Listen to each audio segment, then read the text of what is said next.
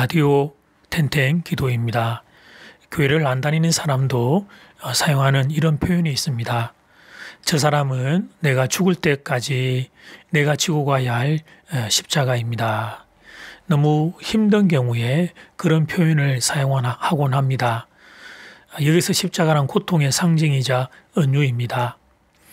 그러면서 고통의 크기만 생각하지 내가 그 고통을 왜 겪고 있는지 그 의미를 잃어버릴 때가 많습니다. 십자가에는 고통만 있는 것이 아닙니다. 사랑도 함께 있는 것입니다. 사랑하기 때문에 아픈 것입니다.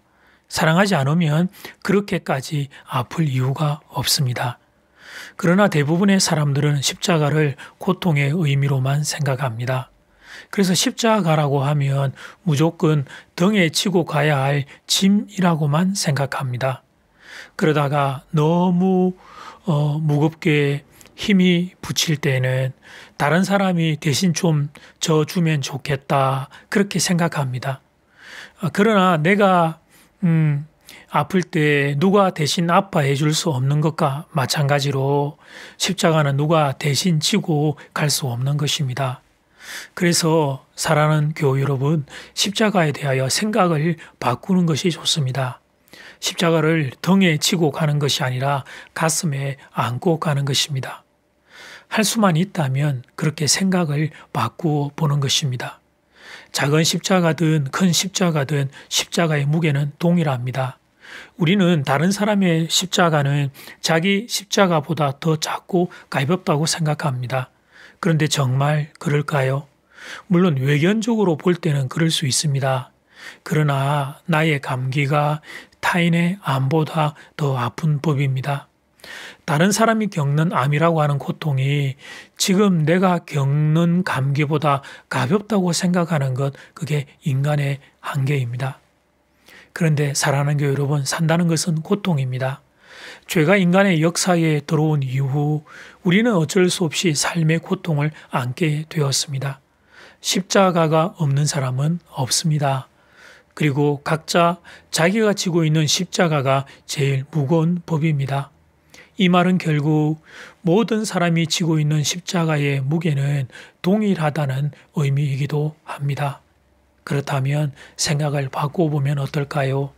이왕 감당해야 할 십자가라면 억지로 지고 가는 것보다 가슴에 안고 가면 어떨까요? 억지로 질질 끌고 가기보다는 품에 꼭 껴안고 가면 어떨까요? 그런데 저의 이 말에 혹시 이런 질문하는 분 계신가요? 목사님, 어떻게 그럴 수가 있습니까? 십자가는 고통인데 어떻게 가슴에 안고 가라는 말입니까? 예, 사실은 저도 같은 질문, 같은 고민이기는 합니다. 저도 십자가를 가슴에 안고 갈 자신은 없습니다. 그러나 그럴 수만 있다면, 그렇다면 오늘 하루의 삶이 한결 가벼워질 것 같다. 이런 소원, 이런 소망을 여러분과 함께 나누고 있는 것입니다. 오늘 날마다 죽기로 큐티 본문은 고린도후서 4장 7절에서 18절 말씀입니다. 고린도후서 4장 7절에서 18절 말씀. 몇 년 전 우리 교회 부흥의 강사님으로 오신 목사님과 이런 이야기를 나눈 적이 있습니다. 제가 강사 목사님께 한 가지 고민을 털어놓았습니다. 목사님, 제가 한 가지 고민이 있습니다. 그것은 저같이 부족한 사람이 이 귀한 교회를 어떻게 섬길 수 있을까? 그게 늘 걱정입니다. 저같이 흠 많고 결 많은 이 부족한 인생이 이렇게 귀한 교회를 어떻게 섬길 수 있을지, 더 좋은 목사님이 섬기시는 게 낫지 않을까, 그런 고민이 있습니다. 그때 목사님께서 저를 보고 빙긋이 웃으시면서 오늘 본문 7절 말씀을 전해주셨습니다. 우리가 이 보배를 질그릇에 가졌으니 이는 심히 큰 능력은 하나님께 있고 우리에게 있지 아니함을 알게 하려 함이라. 그러면서 목사님이 제게 이렇게 말씀해 주셨습니다. 목사님, 저도 동일한 고민을 한 적이 있습니다. 그런데 우리는 질그릇입니다. 우리는 금이 가고 볼품없는 질그릇입니다. 그런데 신기한 것은 금이 간 질그릇을 통해 질그릇 안에 보관되어 있던 예수님의 빛이 비추어 나오게 된다는 사실입니다. 사랑하는 교회 여러분, 가만히 생각해 보면 이 사실은 얼마나 위로가 되는지 모릅니다. 우리가 질그릇 씌어도 괜찮다는 사실이, 우리가 질그릇 씌어도 우리 안에 예수님을 본물로 모시고 있으면, 그러면 예수님이 생명의 빛이시기에 질그릇인 우리를 통해서 환한 생명의 빛 비추어 주신다는 사실이 얼마나 감사한지 모르겠습니다. 그래서 이 사실을 깨달은 인간들은 두 가지 방향으로 나아갑니다. 첫 번째 방향은 질그릇인 우리를 더 단단한 그릇으로 바꾸는 작업입니다. 땅바닥에 내던져도 깨지지 않을 그릇 만들기 위해 애를 쓰는 겁니다. 그러나 이 노력은 곧 한계에 부딪히고 맙니다. 흙으로 만들어진 그릇이 단단해지면 얼마나 단단해질 수 있겠습니까? 모든 인생은 흙인데, 그래서 어느 순간 사람이라고 하면 모든 사람은 한계에 부딪히고 맙니다. 건강, 자녀, 경제, 관계, 그리고 죽음의 문제로 깨어지는 순간에 직면하게 됩니다. 두 번째 내가 질그릇임을 깨달은 후 그 두 번째 해결 방법은 내 안에 최고의 본물을 모시기 위해 노력하는 것입니다. 그래서 혹시 질그릇이 내가 금이 가더라도 내가 추해지는 것이 아니라 오히려 내게서 환한 보석의 빛이 비쳐 나올 수 있도록 하는 것입니다. 그것이 바로 예수님을 굳건히 붙잡는 것입니다. 그래서 바울은 오늘 본문 10절에서 이렇게 말합니다. 우리가 항상 예수의 죽음을 몸에 짊어지면 예수의 생명이 또한 우리 몸에 나타나게 하려 함이라. 아멘. 바울은 우리가 예수의 죽음 즉 십자가를 붙잡으면 그러면 예수의 생명 즉 부활이 우리 몸에 나타난다는 것을 알았습니다.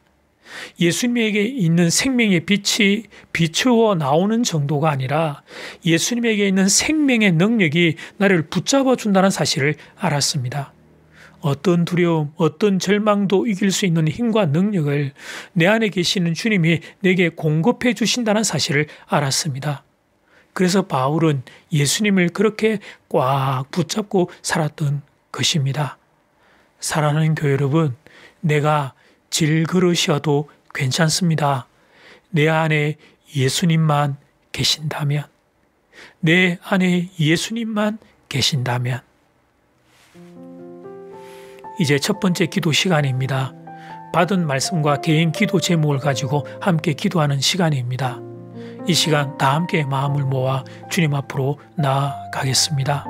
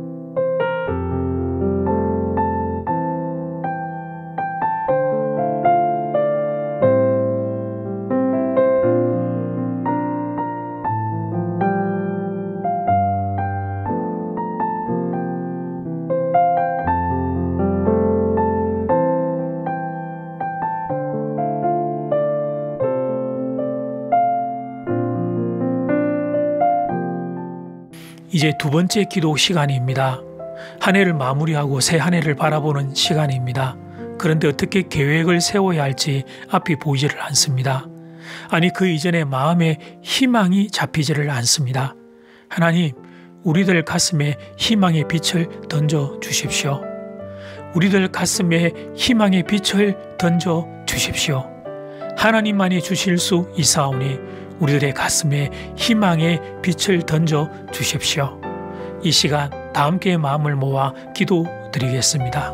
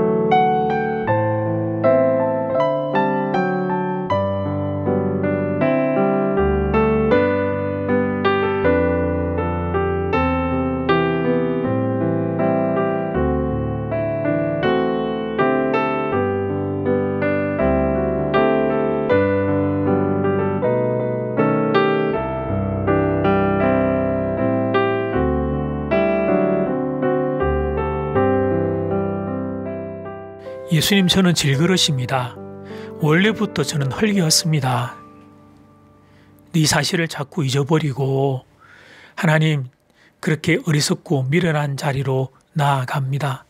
오늘 말씀을 통해 내가 질그릇이라는 사실, 질그릇이어도 괜찮다는 사실, 내 안에 예수님만 계신다면, 그러면 금이 가고 깨어진 내 인생의 이 조각들을 향해, 파편들을 통해 생명이 비친 예수님이 환하게 비추어진다는 것을, 언제 어떤 자리에 있어도 예수 그리스도가 나의 능력되어 나를 지켜주신다는 사실, 죽음 위에 영원한 세계까지 주님이 나를 인도하신다는 사실, 이 사실이 우리의 믿음 되기를 소원합니다.